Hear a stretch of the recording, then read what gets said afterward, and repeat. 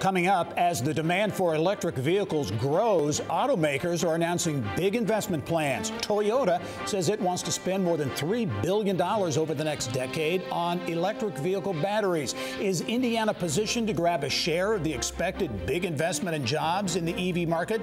And if so, how big could it be? Energy Systems Network CEO Paul Mitchell will have some answers. And SALESFORCE helping the Indiana Bureau of Motor Vehicles go high-tech. Learn how advances in digital technology could change your next interaction at the BMV. Plus, I'm Mary Rachel Redmond, still hunting for the perfect Halloween ensemble. With that wow factor, look no further than the Vintage GYPSY. You can shop one of the top vintage clothing stores in the U.S. right here in Indianapolis. More on my Jacqueline Kennedy-esque pillbox hat, fur, and dress coming up. Details on those stories and much more ahead on this edition of Inside Indiana Business.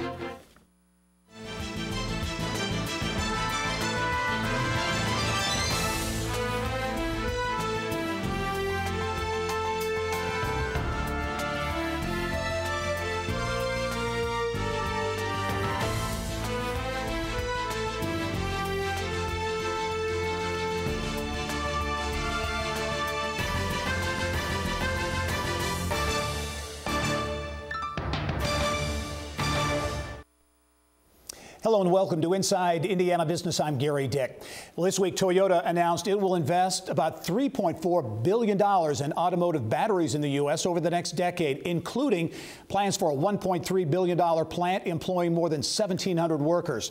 Could Indiana's manufacturing reputation and history in the electric vehicle space signal automakers like Toyota that the state is ripe for investment?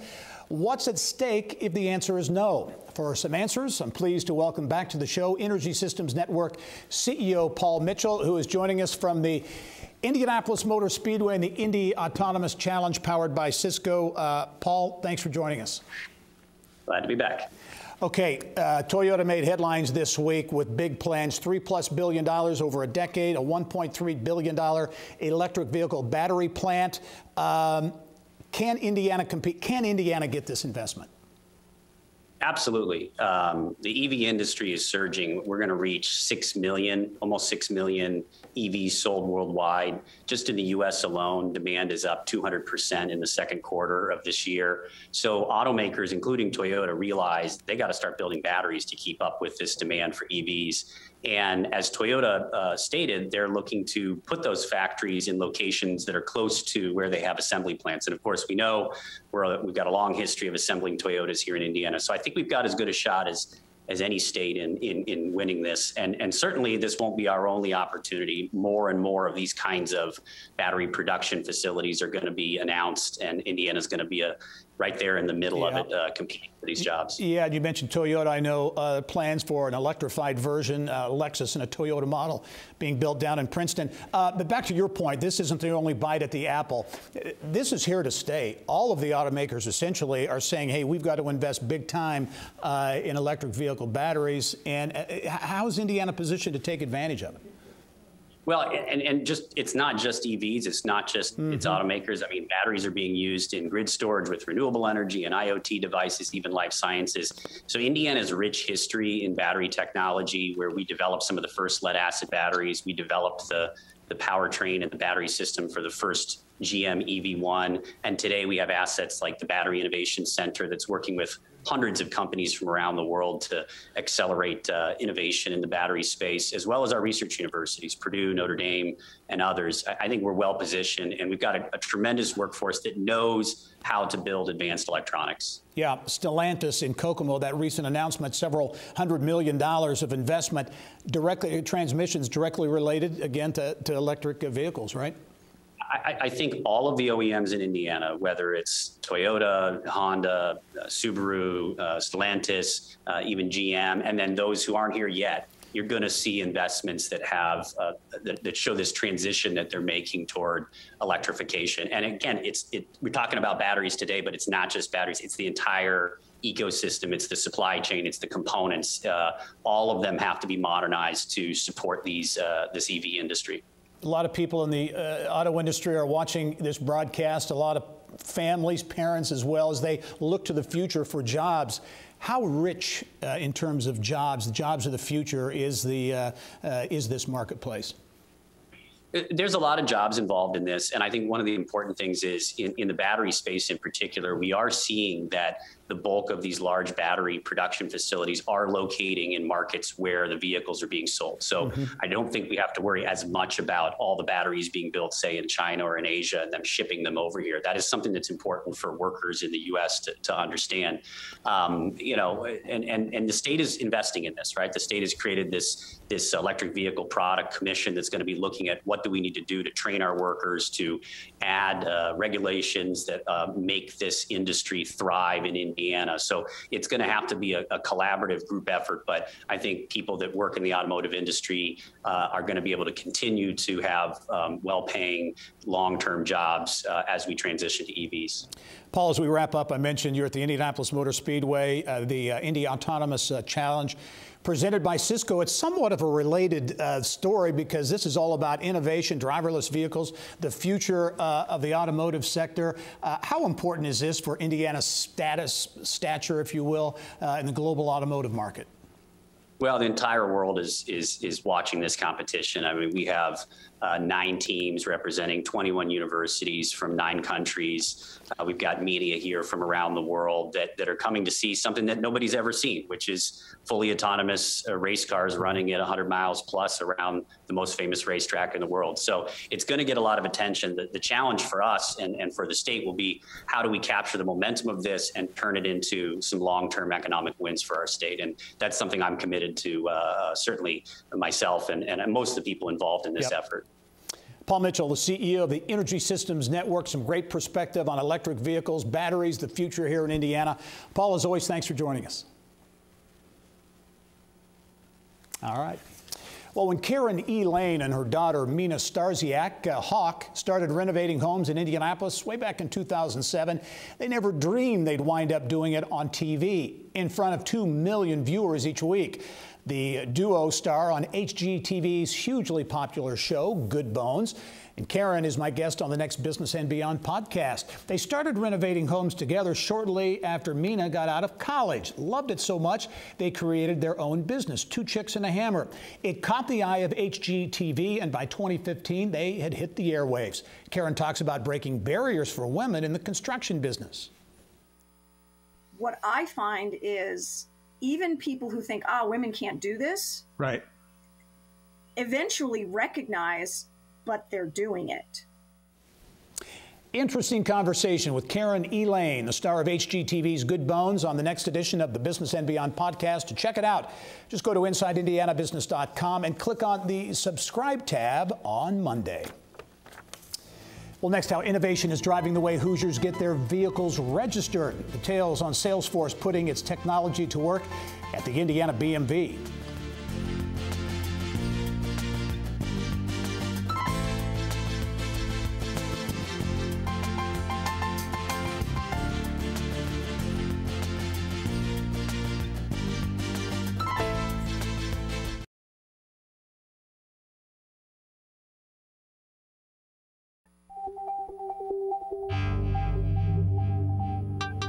It's time to go inside innovation, brought to you by Allegiant, pioneering safety. Well, during the pandemic, the Indiana Bureau of Motor Vehicles looked for new ways to streamline the roughly 6 million vehicle registration renewals they manage every year. And the BMV looked to the cloud and Salesforce for some high-tech help. BMV Chief Communication and Engagement Officer Susie Geyer explains how modernizing the Bureau's system has been a game changer and really has helped to reduce wait times as well. Susie, thanks for joining us. Thanks for having me. Okay. I think most people, they don't think of government going to the private sector for technology solutions. Why do this? Why has the BMV really made it a focus and a priority to connect with Salesforce to improve their business processes? Yeah, I think when we look at our approach to how we serve Hoosiers, we're really focused on providing timely and accurate information when they look to conduct a transaction with us. And the great thing about SALESFORCE is it enables us to deliver information quickly and in a very customized fashion to Hoosiers. So instead of just sending them something in the mail, notifying them of an upcoming renewal, we can utilize this solution to connect with them via email or text message and send a very specific message to them so they know not only what is due for renewal, but where they can complete that renewal, and also in many cases what documentation is actually required to conduct that renewal as well. Talk about what this technology has done. As you mentioned, 6 million interactions, renewals, typically sending out these bulky packages. That's all changed with electronic notification. Yeah, it sure has. We've seen a significant shift in the behavior of Hoosiers. Before the pandemic, we saw some adoption. Around 600,000 folks were opting into this system, but the pandemic really accelerated that. And I think Hoosiers really saw the opportunity to get that information more efficiently and conduct their transactions faster. And so we've really grown that platform, and it's now at over 1.4 million people receiving notifications that way. Is this, we're going to see more of this? SALESFORCE, of course, has a major regional headquarters here in Indianapolis. This partnership with SALESFORCE, can you see this continuing to grow? Absolutely. I think we benefit very much from having SALESFORCE around the corner and have developed a strong relationship with them. The agency sends out hundreds of notifications to Hoosiers for many different reasons, and we would really like to shift as many of those to an electronic format as we can, and also enhance some of the services we provide, notifying you not only what's due for renewal, but also maybe information that has been mailed to you that you need to keep an eye out for. Obviously, a lot of negatives tied to the pandemic, but in this instance, do you look at lessons learned, especially when it comes to technology adoption and some of those types of things, but lessons learned through the pandemic that will be of benefit going forward?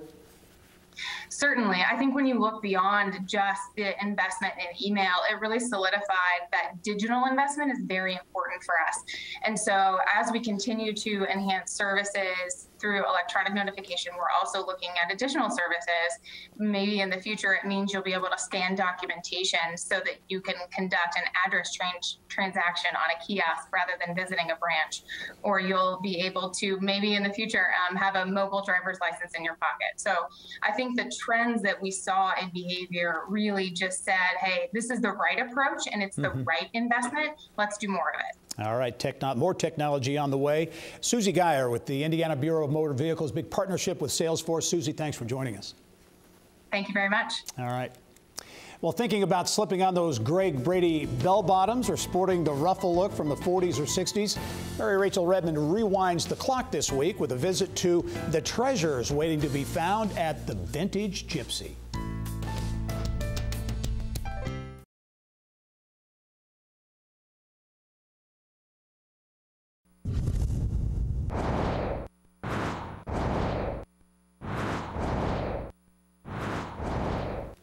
Here's what's making news now around Indiana.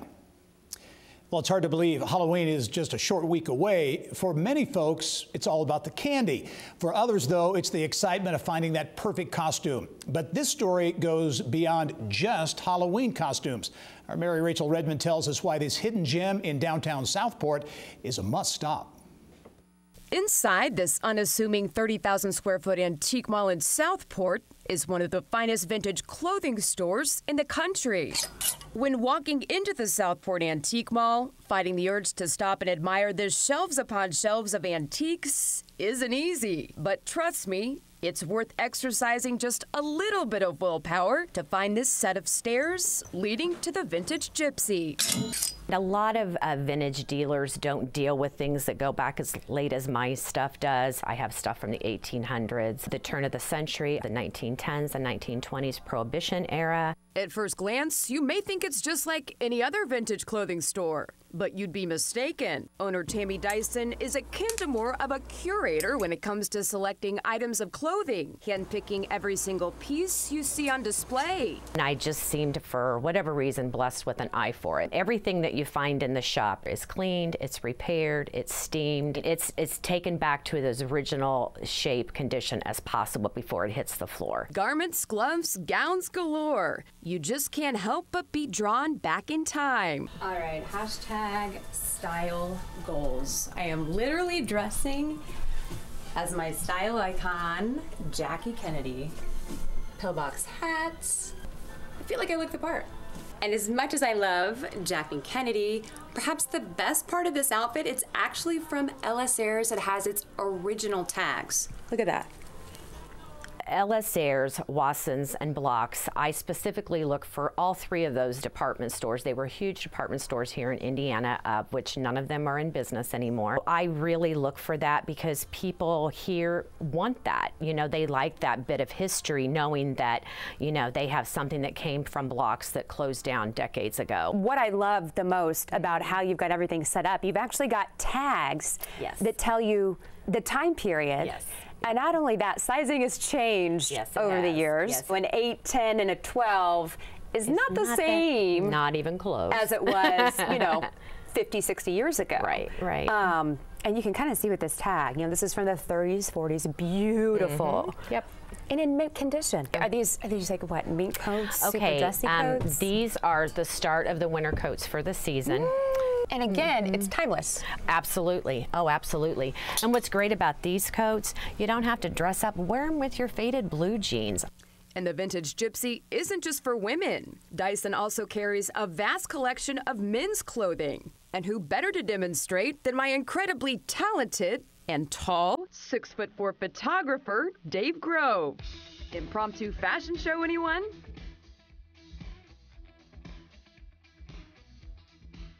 Dyson's treasure trove of vintage clothing has even captured the attention of Hollywood. Yes, they are aware of me. I've actually worked on a few movies. I worked on the movie 42, the Jackie Robinson story. I got to outfit the stands and that. I was super excited about that, to think that he would have, you know, and he got everything that he needed here, which made me really happy. Mary Rachel Redmond, Inside Indiana Business. Also making headlines around Indiana this week, Fort Wayne-based Steel Dynamics is reporting record fiscal third quarter net income of $991 million. That's up from $100 million during the same period last year. The manufacturer says it also hit record marks for net sales, steel fabrication shipments, and operating income. CEO Mark Millett says current market conditions are expected to support, quote, solid domestic steel demand for the fourth quarter and into 2022. He also says the company is moving forward with the $231 million expansion at its facility in the Vigo County Industrial Park in Terre Haute. The new CEO of the Northwest Indiana Regional Development Authority says she plans to build upon the success of her predecessor to attract business, investment, and people to the region. Sherry Ziller had been serving in that role on an interim basis since February. She's worked at the RDA since 2006 and succeeds Bill Hanna. Logansport Municipal Utility is moving ahead with plans to remove 2 historic dams from the Eel River. The utility says the 10th Street Dam was originally completed in 1857. A smaller dam was built in 1835. The city says the Eel River once had some 14 dams, mostly for milling and power sources, which were all nearly destroyed naturally. A coal conveyor that runs along the river will also be removed by December 1. Up next, Rita Zoller and her daughter celebrating 30 years in business. Stay with us.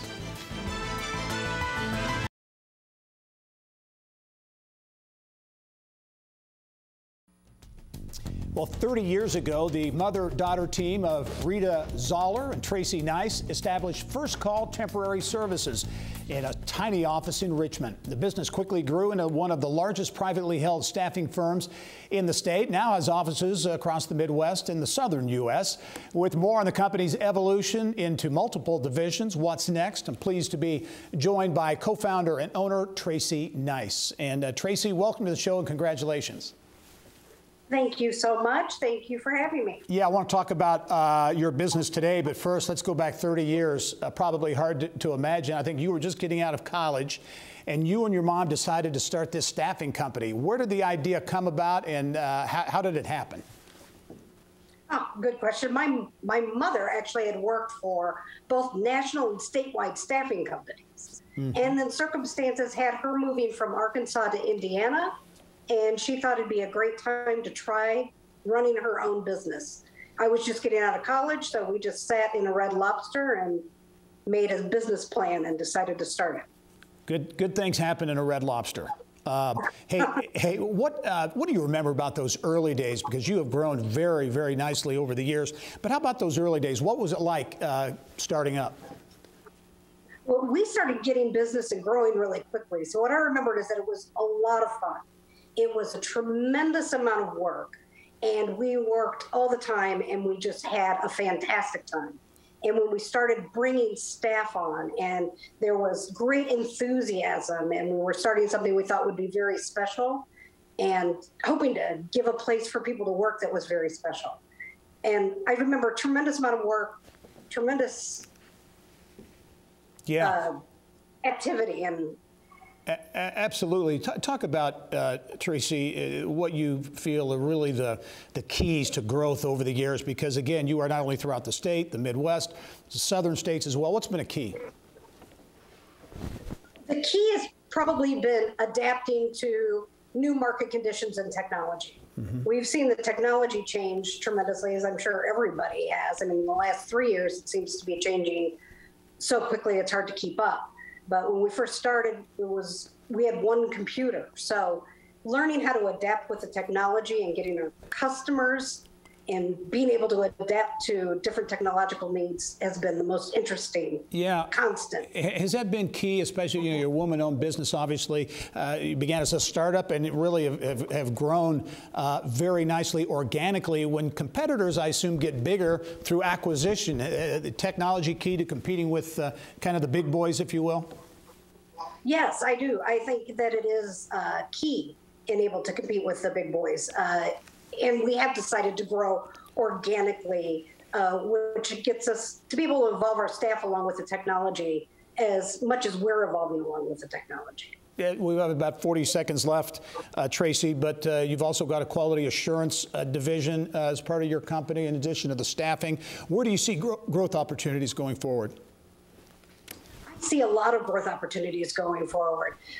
We deal directly in manufacturing, and that's going to be, I continue to be very strong. We be looking at expanding our operations in Indiana, since that's where we're based and that's our home. And we may be looking at some neighboring states as well and increasing our operations along the Midwest. First Call celebrating 30 years, a real entrepreneurial success story, now headquartered in Indianapolis. Tracy Nice. Tracy, thanks very much for joining us. Congratulations to you and your mom and the entire team there. Thank you so much. I appreciate it. All right. Well, coming up in our next half hour, a major win for Indiana's life sciences sector. Why Illinois-based Abbott decided to build a $38 million manufacturing plant in Westfield. Also ahead, how Codalicious, the founder of Codalicious, landed nearly $4 million in seed stage funding for her computer science curriculum platform, and how it could impact Indiana classrooms.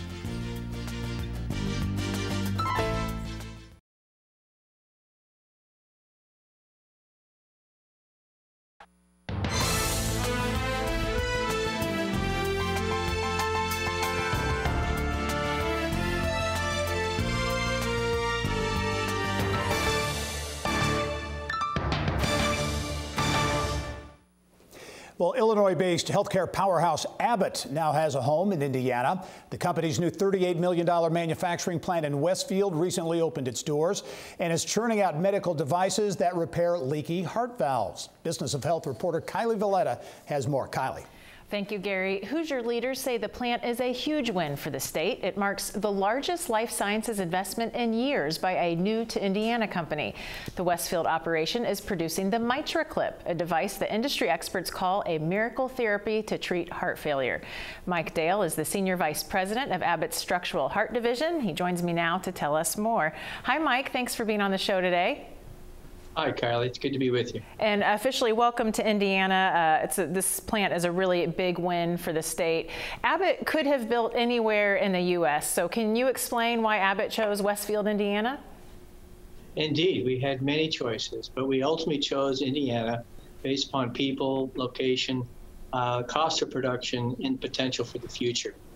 We go through a rigorous process to evaluate what would be best to bring these products to patients around the world, and we chose Indiana as we went through that list. Your city of Westfield, Westlake, your Indiana Economic Development Corporation, Governor Eric Holcomb, Andy Cook, the reception we received, the cooperation that's required to bring forward one of these projects was exemplary. And ultimately, all of that was the reason why we chose Indiana. Add to that the schooling and the potential to recruit, and it was the best match for Abbott. So the facility is making the MITRACLIP exclusively. So it's called a miracle therapy to treat heart failure. Can you explain in layman's terms what the MITRACLIP is? Certainly. The heart is a pump. That's the most important thing to start with. And it pumps and delivers oxygenated blood to the body. And heart failure is basically a description of what happens when the heart is no longer able to deliver that blood. And most often, one of the reasons for that inability to deliver blood is because heart valves, which are doors that allow blood to move forward, become leaky. And therefore, blood goes backwards instead of going forwards. And MITRACLIP is a minimally invasive device that can be placed with a catheter through the leg into the heart. And in real time, with non-invasive imaging, the physician can navigate what we call the MITRACLIP to that valve and basically clip it together so that it functions normally, restoring the patient's health and extending their life as a result. It's a true revolution. It's so fascinating. Another facility in California also makes the MITRACLIP, but demand was so high that you needed this extra facility in Indiana. So can you explain why is demand so high right now for the MITRACLIP? Certainly. We're all living longer lives in every continent around the world. And with that comes a natural burden of heart disease, but in particular structural related diseases, the things that cause the heart to fail, such as a leaky heart valve. And so when you look at that in a global proportions, and now that the evidence is available to demonstrate that this is indeed standard of care, ideally for patients who suffer from this problem, demand has grown exponentially. And so with that, we needed to look to the future and establish a new footprint that would allow us to meet that production. And that's why we chose Indiana. And this project, interestingly, was announced before the pandemic. About 6 months later, the pandemic hits. What has it been like pushing through all of those challenges and opening this facility during such a challenging time? Probably the exact same challenges each of us in Indiana who go home every day. Everything has been disrupted, and the same thing for our project. But again, I think Indiana can take great pride in the fact that we work together through that. The ability to source materials, to source the skilled labor required to continue to keep this plant on schedule. So there were many, many interruptions, barriers, and disruptions, but we were able to navigate them and ultimately bring the plant on schedule online.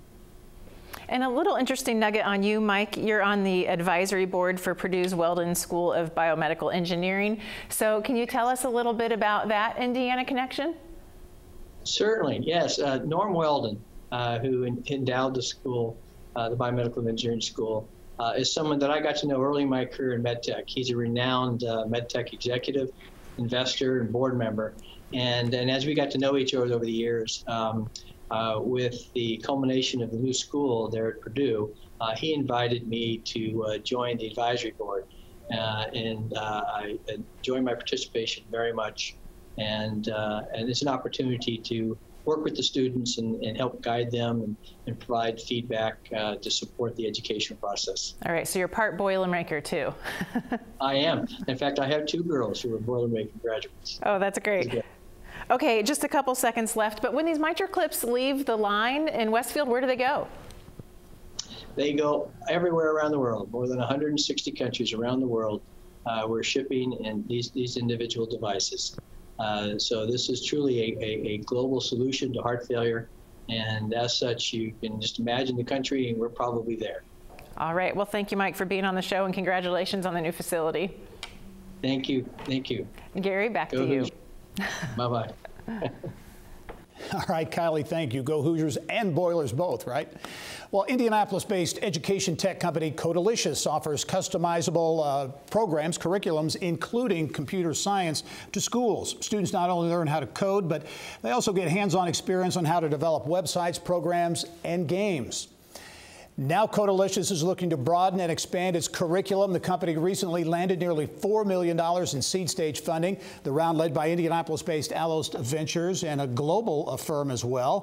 For more, I'm pleased to be joined by Codalicious co-founder and CEO Christine McDonald. And Christine, welcome to the show as always, and congratulations on this news. Thank you so much, Gary. It's really great to be here. Thanks for having me. Well, anytime you get nearly $4 million in funding, that's a good thing. But I think the lead partners, the lead investors here, EduLab Capital Partners, global company, Allos Ventures as well, kind of made a statement.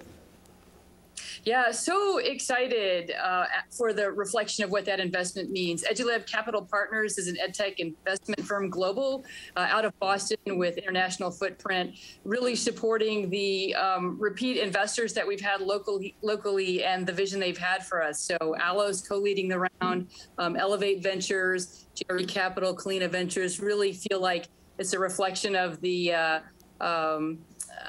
belief that the local had in us. Explosive growth, I think, is one way to describe what is happening at Codalicious. Again, your customized curriculum platform focused on computer science and related, but other things, other areas you can get into as well. Talk about the model, the business model at Codalicious. Yeah, it's really an exciting opportunity for us, Gary. So with our platform that customizes curriculum, we've chosen to focus originally on computer science curriculum. And the timing of that couldn't have been better. Of this model, this type of delivery model in 2018. At that time, across the United States, education standards were being created for computer science curriculum, and they needed to move beyond Friday fun day activities and episodic projects. And so the ability to deliver a curriculum in a way that empowers educators to engage all of the students in their classroom has been both a great product and wonderful timing for the market. Well, talk about growth, because you are now in more than 100 school districts and schools, some 24 states as well. Just signed your first international contract. Yeah, how exciting to be in that mode where not only with a good product are we accelerating our growth across the United States at over 300% per year, Gary. We're on pace to triple the revenues that we generated last year and are forecasting it again for next year. But as well as getting international recognition, just signing our first contract, it's with a consortium of schools in Egypt, and are just very excited for the impact that our curriculum's having. Talk about the impact when it comes to growth from a jobs perspective. You're up to nearly 40 now and are definitely in hiring mode. We are, Gary. So excited to be on this side of scaling a company, really looking for putting the right people in the right positions and finding the majority of them right here in Indiana. And so to your point, we've just about doubled our entire workforce and are still hiring. We'll talk about growing your company here in Indiana and the tech ecosystem and how that's been important, because you started this thing from the ground up and have grown it obviously very nicely. Doing that in Indiana, what's it like to grow a tech company here in Indiana?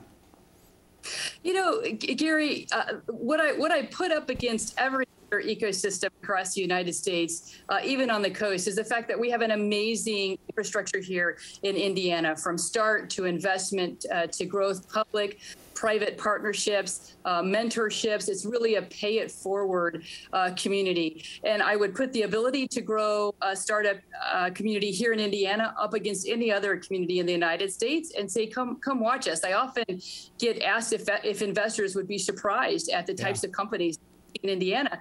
And I told them they shouldn't be.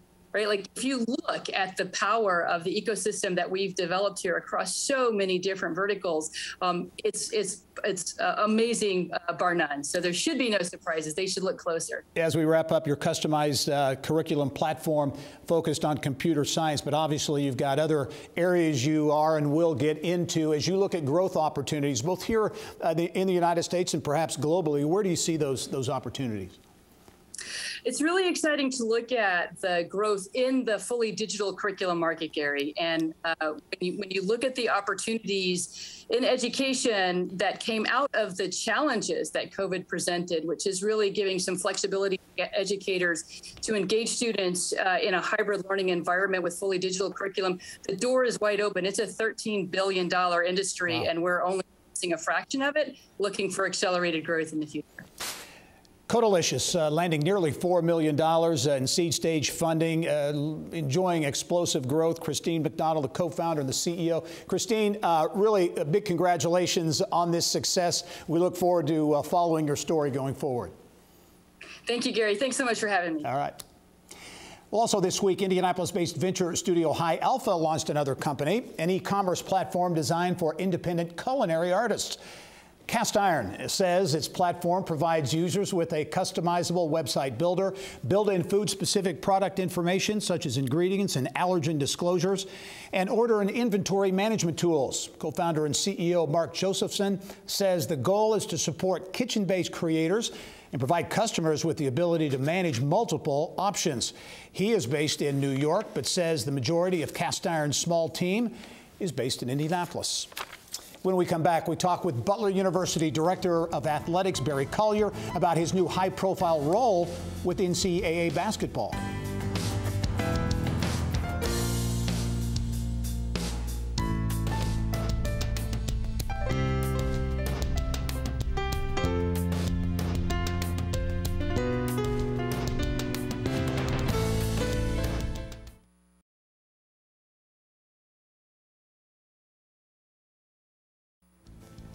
Well, with basketball season fast approaching, Butler University's Director of Athletics, Barry Collier, will of course have an eye on his Bulldogs, but also on men's action from coast to coast. Bill Benner explains in this week's Inside Indiana Sports. Bill. Thanks, Gary. The former head basketball coach at Butler, his alma mater, as well as Nebraska, Collier is now a member of the NCAA's prestigious Division I Men's Basketball Committee, and thus will spend this season examining the resumes of teams nationwide in advance of Selection Sunday and March Madness in 2022. And Barry joins us to discuss his role as well as Butler Athletics. And Barry, welcome to the program. Good to see you. Thank you, Bill. Great to be here. Well, your term on the basketball committee began just this fall, and I know you've had a couple of meetings. Overall, what is the role of the committee? Obviously, Selection Sunday, as we mentioned, but what particular task have you been assigned? Well, we all have the same assignment with this selection piece in terms of being responsible for knowing as much as you can about 350 plus schools, basketball programs, and then the seeding and the selection and all that. But there are many things beyond that with officiating and site selection and ticketing and all of the things that go into making this massive tournament and unbelievable tournament happen every year. So I've got assignments for some conferences. I've got secondary assignments and a team of people to help. So I look forward to being a part of it. And it's not dissimilar to when I was on the NIT selection committee. But I would wager to guess that this is going to be a lot more involved than even that was. Of course, March Madness came through a tumultuous time. Hinkle Fieldhouse got to play a great role as the entirety of March Madness was held in Indianapolis last year. And what was the, I know you had to get great feedback. What was that experience like for Hinkle to be involved in hosting NCAA tournament games? Well, it was, our first time doing this in any kind of modern era. Hinkle was a host in the 1940s. One time for a game. So this was really a special opportunity that we fell into by the NCAA's need to have the games all in one locale because of COVID. So we were able to make the facility work for the tournament. We had rave reviews from student athletes that got to play here and coaches that coached and fans from all different parts of the country that came in to watch their teams. It was really a special experience. 16 games that were spread out over 6 different days, different weekends and days of the week. So it was a fantastic experience, and it gave Butler University a front row seat in a magnificent time of the year for March Madness. Barry, everybody considers March Madness, the NCAA tournament, a national treasure. Yet there are some people who want to alter the course, and I saw some quotes from West Virginia University basketball coach Bob Huggins saying that Power Five, the football playing schools, need to break off and have their own NCAA, or I guess it would be their own tournament. And of course, that would end some of the Cinderella stories like Butler 2010, 2011. Just what is that chatter all about? And do you, obviously, I can't imagine it would ever come to fruition. Well, you know, there's one thing wonderful about our country is lots of different angles to come at things, different opinions and so forth. I would be diametrically opposed to such a plan, because I think it's not just the best thing that the NCAA does. It's about as good a sporting event as there is, period. And so changing it dramatically and taking that element that you talked about out of it would be a big mistake, in my opinion. But I understand. You know, the world of college athletics is in a mode of change, you know. But I would hope that that is one thing that we could continue to do in the right way that it's been done for so many years, and better year after year after year. Barry, quickly as we wrap up, you got a great men's basketball schedule coming up. You get Michigan State November 17th, the Gavitt Tip-Off Classic, Maui Invitational, Butler and the Crossroads Classic. So it will not be long before we're tipping off in Hinkle. Well, and we're expecting full capacity crowds at Hinkle, so it'll be great to have the people back and all that goes on game day. And we're full speed ahead with all of our sports in their regular seasons this year, as opposed to moving them around. Our soccer teams are doing well, and cross country teams are doing well this fall. So we're anxious to keep going, and basketball is right around the corner here. Well, Barry, we appreciate you coming on, the Vice President and Director of Athletics at Butler University, and we wish you the best moving forward. We'll see you on Selection Sunday, if not sooner. Gerry, back to you. Thank you. All right, Bill, thank you. Well, Mina Starsiak-Hawk and her mother, Karen E. Lane, started remodeling homes on their near south side of Indianapolis long before they became stars on HGTV's Good Bones. It started in 2007 when they launched their renovation business, Two Chicks and a Hammer. Karen is my guest on the next episode of the Business and Beyond podcast. The mother-daughter duo caught the eye of HGTV back in 2015. Since then, well, Good Bones has grown into one of the network's most popular shows, 2 million viewers a week. Karen says the city of Indianapolis is part of the secret sauce. They'll say, "Oh, you're my favorite show." I'll say, "What is it that you like about the show?" And one of the most frequent answers I get is people love this city. They absolutely love what our crew does to show how beautiful Indianapolis is. And they say, "I didn't even know." And they come to Indianapolis to visit, and they discover we have music, and we have art, and we have amazing food, and we have the nicest people you're ever going to meet. We're Midwesterners. That's what we got, is nice. The other thing people love is watching the demolition and Tad's shenanigans. People love that. They love the reveal, where we have taken something that was burned down and full of feces and trash and whatever, and now it's a home where someone can live and their family can grow and thrive, and it can be part of a neighborhood instead of just being this dump for refuse and, you know, sometimes human refuse, which is really sad, really sad. Yeah. So I think people like the transformational aspect of the show. They see themselves as being able to, ooh, I can be transformational in whatever my way is. And I think that really resonates with people. We film 13 episodes at a time. And the way we do it, it's kind of like dominoes. You set up 13 dominoes. Okay. And you do demo on the first house.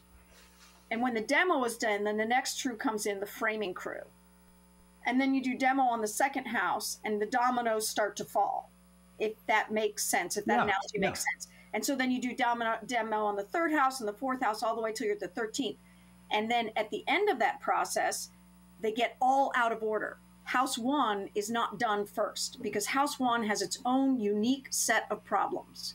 Okay. So some houses take the entire year to film because the number of problems is greater than we would like it to be. Other houses get finished in 3 to 4 months. Much more with HGTV's Good Bones star Karen E. LAINE on the next edition of the Business and Beyond podcast. To check it out, just go to InsideIndianaBusiness.com and click on the subscribe tab beginning Monday. Well, the Million Meal Movement has provided 31.5 million meals to Hoosiers over the last decade. More on the organization and its signature event, the Million Meal Marathon.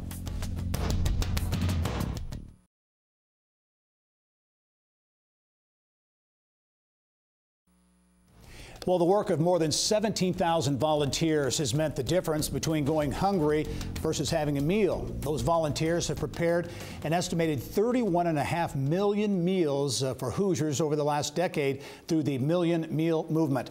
The organization's signature event, the Million Meal Marathon, is in full swing right now through mid-November, and it's making another huge impact in Indiana. And for more, pleased to be joined by Million Meal Movement co-founder and executive director Nancy Hintz. And Nancy, welcome to the show. Thank you. Appreciate being here. Absolutely. Well, your effort continues to grow in so many ways. Your organization has been around since 2007, but this is the, I guess, the 11th year for the Million Meal Marathon, 3 M's. Talk about the event, because it is multiple events over several weeks. Yeah, we're excited. It is our favorite event that we have, just because it harnesses the power of so many people in our community, and you see people of all ages, all walks of life come together to help their fellow neighbor.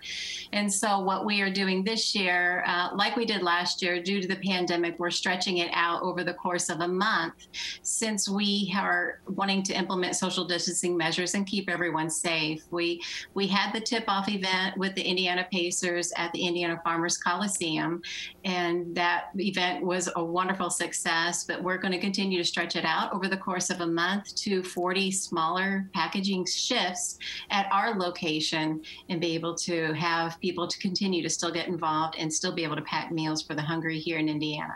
So this year's event started October 14. Will run through the 19th of November.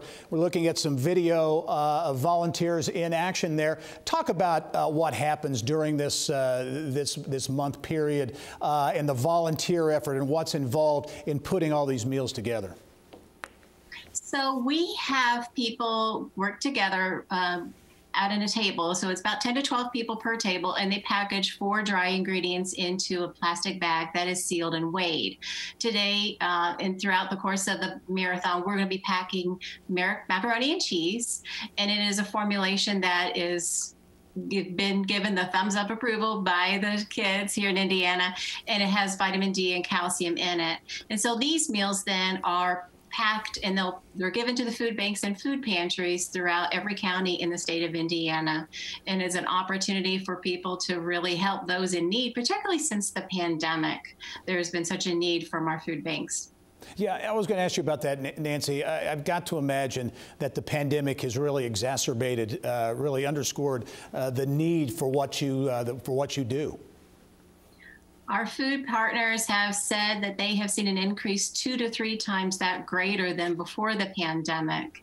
And so the need is really great. And we want to be able to continue to help alleviate the food pantries by keeping food on the shelves, and food that is particularly nutritious for them. And so we're happy to be a part to help in that need. Talk about the volunteer effort, because any large effort like this obviously is driven by volunteers. How many volunteers get involved, and has it become kind of an annual, something that these volunteers look forward to each and every year? Absolutely. We have several volunteers that have been accumulating the shirts. So we have a T-shirt every year, and they're kind of making quilts out of it now. We have several volunteers and companies who really feel that it is something that is a part of their tradition. And so we like having those special key sponsors to be able to be a part of it, and we're really grateful for them. Hey, final question for you, Nancy. 31.5 million meals over the course of time, which is an astronomical number. Any way to kind of weigh the impact that this has had on food banks and pantries all over the state of Indiana? Well, we give our food away to the food banks and food pantries. And so for them, it helps in lowering their cost because normally they have to purchase the food that they have. And so they are very appreciative. And we often have a waiting list of food banks and food pantries who are wanting the food. And we're just needing to pack it even more and pack it faster. The Million Meal Marathon, well underway, will be running through November 19. Nancy Hintz, congratulations on this effort, which continues to get bigger and better each and every year, really making an impact here in Indiana. Thanks for joining us. Thank you. All right.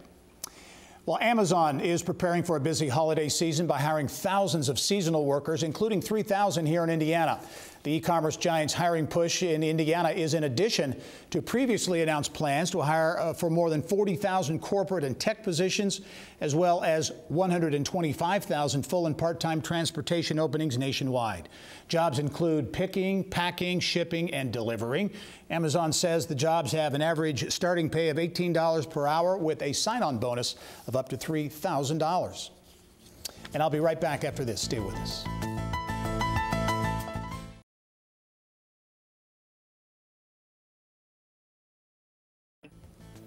Coming up next week, former IU athletic director Fred Glass, who is now an author, plus co-working space for musicians. We'll have those stories and much more next week. Thanks for joining us this week. I'm Gerry Dick. Go out and make it a successful week.